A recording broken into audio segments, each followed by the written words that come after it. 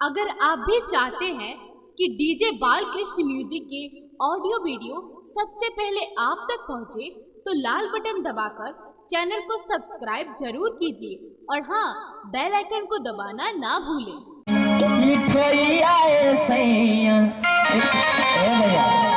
एक बात सब आदमी के मालूम है कि अब मोदी सरकार 500 और हजरिया पुरनका को बंद कर के ना पति करल से पत्नी से पत्नी करल से पति से ए राजा और एक गमछा भाई साहब हेलो रुकिए ना 2 मिनट। एक गमछा है किनको पास?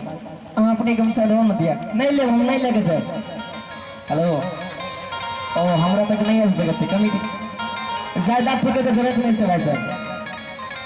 ए भैया ए मना जी, अरे हमरा के छोड़ के अकेला हो कामेश्वर नगर मेला हो। अरे एटीएम से निकल लिहा 2000 सैया